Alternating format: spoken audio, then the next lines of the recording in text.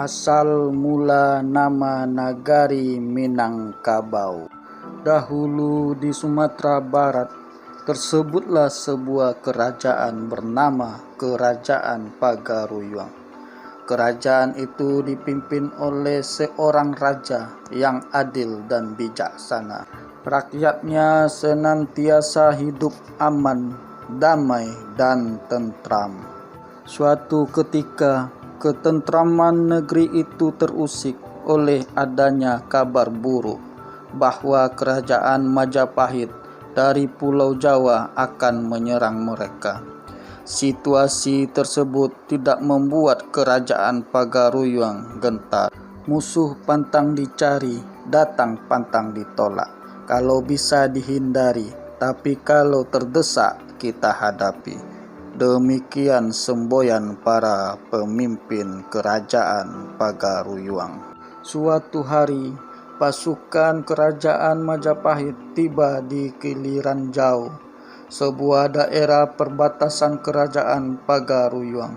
Di tempat itu pasukan kerajaan Majapahit mendirikan tenda-tenda sembari mengatur strategi penyerangan. Sang Raja Pagaruyung bersama punggawanya menyusun strategi untuk mengalahkan musuh tanpa pertumpahan darah. Sang Raja segera memerintahkan kepada putri Datuk Tan Tejo Gerhano untuk menghiasi anak-anak gadisnya dan dayang-dayang istana yang cantik dengan pakaian yang indah.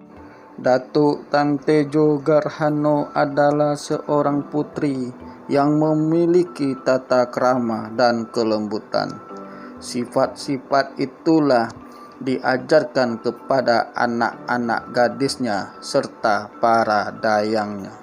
Setelah semua siap, mereka menuju ke perbatasan untuk menyambut kedatangan pasukan musuh serta membawa berbagai makanan lezat untuk menjamu pasukan Majapahit. Tak berapa lama rombongan Datuk Tan Tejo Gerhano tiba di perbatasan. Pasukan musuh dari Majapahit juga sampai di tempat itu. Singkat cerita, kedua belah pihak bersepakat untuk beradu kerbau.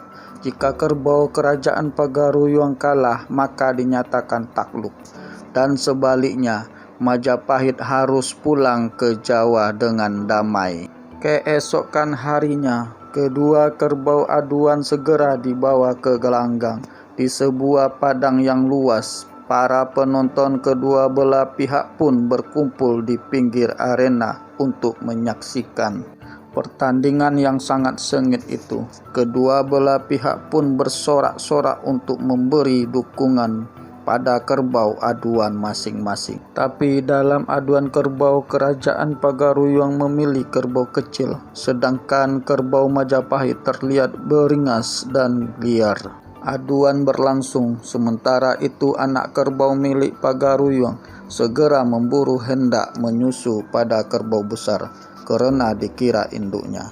Tak berapa lama, kerbau Majapahit terkepar di tanah karena tusukan besi runcing yang dipasang di mulut anak kerbau milik Pagaruyung.